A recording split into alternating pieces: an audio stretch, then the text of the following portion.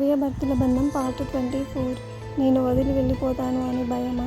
అలా వెళ్ళిపోయేదాన్నే అయితే చిన్నప్పటి నుండి మనసులో నేను ఎందుకు కోరుకుంటాను అర్జున్ అంది. నాకు అర్థమైంది మానస, నీ మనసులో నేనే ఉన్నాను. కానీ నా మనసు ఒకసారి ఉన్నట్టు మరోసారి ఉండదు.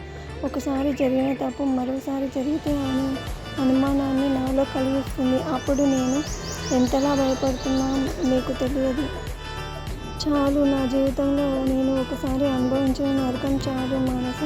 నువ్వు నన్ను ఎప్పటికీ వదిలి వెళ్ళవు కదా అన్నాడు మానస మొహంలోకి చూస్తూ. అసలు వెళ్ళను అర్జున్, నీ అంతటా నువ్వే వెళ్ళమన్నా నేను వెళ్ళను అంది. అతని తలను గట్టిగా గుండెలకు హత్తుకొని. అర్జున్ మాట్లాడలేదు. ఏదో తన మనసుకు ప్రశాంతత దొరికినట్టు హాయిగా తన మానస ఒళ్ళో పడుకునేశాడు. అర్జున్ అంది. మానస అన్నాడు కళ్ళు మూసుకొని. ఒక విషయం చెప్పనా అంది. ఏంటో చెప్పు అన్నాడు కళ్ళు తెరవకుండానే. నీకు ఎప్పుడైనా కోపం వచ్చినా నన్ను ఇలా గట్టిగా కొట్టకు అర్జున్, చచ్చిపోతానేమో అని భయం వేసింది ఉదయం అంది. అర్జున్ టక్కున లేచి మానసను గట్టిగా హగ్ చేసుకున్నాడు. సారీ మానస అన్నాడు మానస తలను గుండెలకు అదుముకుంటూ. నాకు సారీ వద్దు అర్జున్, ప్రేమ చాలు అంది. నిజంగా నేను మూర్ఖుడిని మానస, నన్ను మనస్ఫూర్తిగా ప్రేమించి నన్ను బాధ పెట్టాను అన్నాడు తల మీద ముద్దు పెట్టి. మానస ఏం మాట్లాడకుండా అతను హత్తుకొని ఉండిపోయింది. కొన్ని రోజులు గడిచిపోయాయి. అర్జున్ మానసను చాలా ప్రేమగా చూస్తున్నాడు. ఎప్పుడంటే అప్పుడు బయటకు తీసుకెళ్ళేవాడు, అప్పుడప్పుడు షాపింగ్కి తీసుకెళ్ళేవాడు.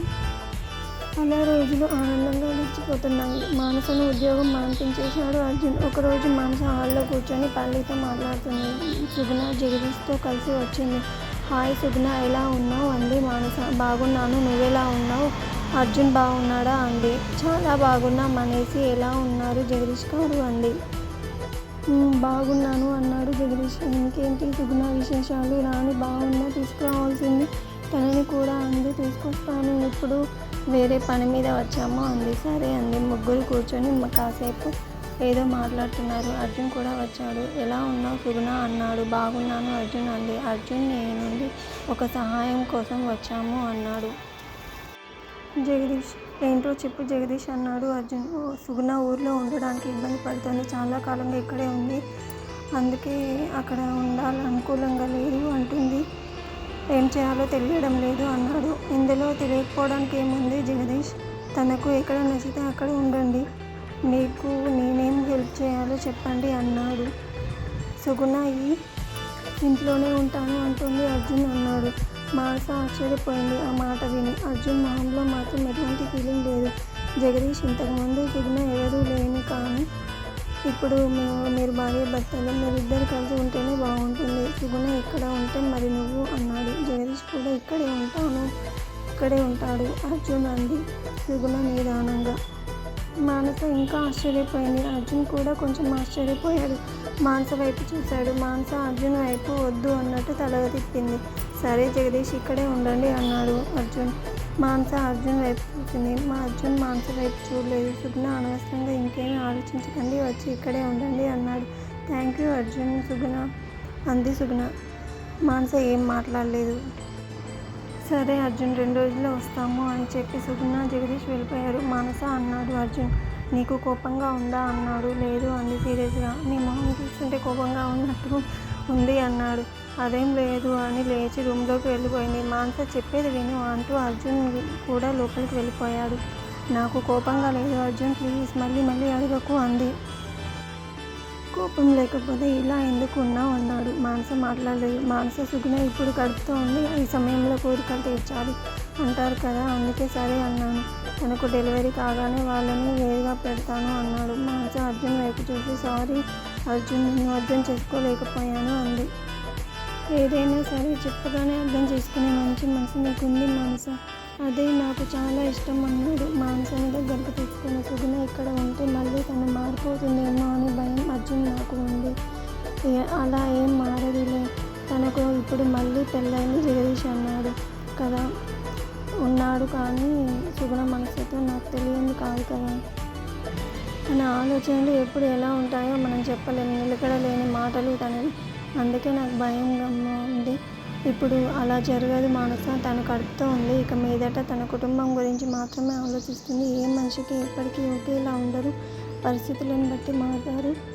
సుగుణ ఇక్కడ ఉన్నప్పుడు ఎలా ఉన్నా రాణి కోసం తన మనసు మార్చుకుంది.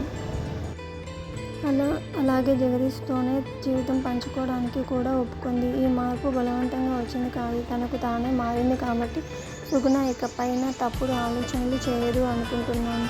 నువ్వు అనవసరంగా ఆలోచించి మనసు పాడు చేసుకోకు అన్నాడు. సరే అంది. ఆ జగదీష్తో మాత్రం జాగ్రత్తగా ఉండు అన్నాడు. సరే కానీ సుగుణ ఇంత ఈజీగా ఎలా మారిపోయింది? అర్జున్ బయటకు తీసుకెళ్ళి ఎలా చెప్పావు సుగుణతో అంది. ఈజీగానే మారిందేమో. ఏం నువ్వు మారలేను నా కోసం అన్నాడు చిన్నగా నవ్వుతూ. నాలో మార్పు సుగుణలో మార్పు ఒకటేనా అంది ఆశ్చర్యంగా. కాదు రాణి, కానీ నువ్వు కూడా మారావు కదా, అలాగే మార్పు అందరి జీవితాల్లో సహజం అంటున్నాను అన్నాడు. అదేం కాదు, నేను సుగుణ ఒకటే అన్నట్టు మాట్లాడుతున్నావు నాది, కానీ దానికోసం నేను పాకులాడలేదు అర్జున్. అలాగే సుగుణని నువ్వు ఇష్టపడుతున్నట్లయితే నేను సుగుణ కుటుంబాన్ని కలిసేదాన్ని కాదు, జగదీష్ని నిలదీసేదాన్నే కాదు, సంతోషంగానే మీ పెళ్లి చూసేదాన్ని. పెళ్లి దగ్గర పడుతున్న కొద్దీ పెళ్లి ఆపాలని ట్రై చేశాను, కానీ నీతో తాళి కట్టించుకోవాలని కాదు. కానీ నువ్వేం చేశావు? బయటకు వెళ్తాం అని చెప్పి గుడికి తీసుకెళ్ళావు, దేవుడికి దండం పెట్టుకుంటే నా మెల్ల పసుపు తాడు కట్టేశావు. నేను ఇంకేం చేయాలని? ఆ సమయంలో ప్రతి ఆడపిల్లకి పసుపు తాడు ఎంత పవిత్రమైనదిగా, మొగుడు ఎలాంటి వాడైనా సరే తన గుండెల మీద భద్రంగా దాచుకుంటుంది. నువ్వు నా మెల్ల పసుపు తాడు కట్టిన ఆ క్షణం నేను సంతోషపడలేదు అర్జున్, ఎంతో బాధపడ్డాను, నీకు తెలియదు. కానీ నలుగురిలో నేను ఏడ్చి నిన్ను నవ్వుల పాలు చేయాలి అనుకోలేదు, అందుకే తలదించుకొని ఉండిపోయాను. ఆ రోజు నువ్వు ప్రేమతో నా మెడలో తాళి కట్టలేదు, నీ పరిస్థితి నుండి సుగుణ నుండి తప్పించుకోవడానికి తాళి కట్టావు. ఆ విషయం గ్రహించలేనంత పిచ్చిదాన్ని అయితే కాదు, కానీ నేను మారాలి, తప్పదు కదా. నా మెడలో తాళి కట్టిన నేను ఒప్పుకొని తీరాలి. చిన్నప్పటి నుండి నీ మీద ప్రేమ పెంచుకున్నా, ఎందుకో ఆ రోజు నీ తాళి కట్టగానే నా మనసు ఒప్పుకోలేదు. ఇంటికి వచ్చాక నాకు చాలా చాలా ఏడుపు వచ్చింది, ఏడ్చేశాను. ఆ తర్వాత మళ్ళీ మన పెళ్లి జరిగింది, అప్పుడు మాత్రం నేను హ్యాపీగానే ఉన్నాను. ఇది నాలో వచ్చిన మార్పు కాదు, నా మనసుకు నేను సర్ది చెప్పుకున్నాను అని నీకు అనుకూలంగా మారాను అంతే అంది. అర్జున్ మానస వైపే చూస్తున్నాడు. మానస అతని వైపు చూసి తల నిలిచేసుకుంది. నీకు చిన్నప్పటి నుండి నేనంటే ఇష్టం ఎందుకురా అన్నాడు. మానస మాట్లాడలేదు. మానస చెప్పు, నువ్వు ఎలా చెప్పుకుంటే వినడానికి ఎంతో బాగుంది తెలుసా అన్నాడు. నేను చెప్పాను అంది. ఎందుకు చెప్పావు అన్నాడు. మానసను ఒళ్ళోకి లాక్కొని చెవి దగ్గర చిన్నగా కిస్ చేస్తూ మానస ఆ ముద్దుకు పరవశంతో మెలికలు తిరిగిపోయి అర్జున్ మీదకి వాలిపోయింది. అర్జున్ మానస మెడ చుట్టూ ఒక చెవి నరం చుట్టూ ఒక చేతిని వేసుకొని మెడవంపులో తలబెట్టుకున్నాడు. అప్పుడు చెప్పు, నేను అంటే ఎందుకు ఎంతో ఇష్టం చిన్నప్పటి నుండి? ఎందుకు ఇష్టం అన్నాడు. ఎందుకు అంటే నాకు తెలియదు, చిన్నప్పటి నుండి నా మనసులో ఏదో ఒక ఫీలింగ్ ఉండేది నీ మీద. అది కూడా మనం ఆడిన పెళ్ళంటే తర్వాతే. నేను పెరుగుతున్న కొద్దీ నాలో నీ మీద ఆశ కూడా పెరుగుతూనే ఉంది. ఎందుకంటే ఏమో నాకు తెలియదు, పల్లెల్లో జనాలు చాలా సెంటిమెంట్గా ఉంటారు కదా. ఒకసారి మెడలో పెళ్ళి తాళి కడితే జీవితాంతం వాడితోనే ఉండాలి, వాడే భర్త అంటూ చెప్పే మాటలు నా మనసులో ఉండిపోయాయి. ఎందుకనేమో నువ్వు మాత్రమే నా భర్తవి అనుకొని నీకోసం ఎదురు చూసేదాన్ని. ఎంత ఇష్టం ఉంటే చాలా చాలా ఇష్టం. నిన్ను నా మనసులో దాచుకున్నప్పటికంటే ఇక్కడికి వచ్చి నువ్వే నా అర్జున్వి అని తెలిసాక నీకు నా మీద ప్రేమ ఇంకా చాలా పెరిగిపోయింది. నీ నవ్వు నాకెంతో ఇష్టం. అప్పుడప్పుడు నువ్వు చెప్పే మాటలు నాకు చాలా ఇష్టం. నేనంటే నీకు అసూయగా ఉండేది మొదట్లో, అది నీ మొహంలో కనిపించేది. అప్పుడు నాతో నేనే నవ్వుకునేదాన్ని. నిన్ను విసిగించాలంటే నాకు చాలా ఇష్టంగా ఉండేది. నువ్వు నాతో మాత్రమే మాట్లాడాలని అనుకునేదాన్ని. నేను నీ చిన్నప్పటి స్నేహితురాలి అని నీకు తెలియాలని, నీ కళ్ళలో ఆనందం చూడాలని ఎంతో ఆశపడ్డాను తెలుసా. కానీ నీకు తెలిసినా నువ్వు నా ముందు బయటపడలేదు. ఇక సుగుణతో నువ్వు ఫ్రెండ్లీగా ఉండడం, బయటకు వెళ్ళడం చూసినప్పుడు చాలా బాధపడేదాన్ని. ఎలాగైతేనే ఇప్పుడు మళ్ళీ నువ్వే నా భర్తవి అయ్యావు, నన్ను ప్రేమగా చూసుకుంటున్నావు. ఈ జీవితానికి ఇంతకంటే ఏం కావాలి అర్జున్? నీ ఊళ్ళో తల్లి ఒడిలో తల పెట్టుకొని హాయిగా ప్రాణాలు కూడా వదిలేస్తాను కావాలంటే అంది. షటప్ అన్నాడు అర్జున్. మానస నోటిని చేత్తో మూసి మానస చిన్నగా అర్జున్ చేతిని కొరికింది. అర్జున్ చేతిని తీసేశాడు. మానస, నా నుండి నువ్వు దూరం అవ్వడం అనే మాట నేను ఎప్పుడూ వినకూడదు. చివరికి చావులో అయినా సరే మనం కలిసే ఉండాలి కానీ విడిపోకూడదు అన్నాడు. అంది. మరి నువ్వంటే ఎంత ఇష్టమో తెలుసుకోవాలి అన్నాడు. Thank you friends, thank you watching for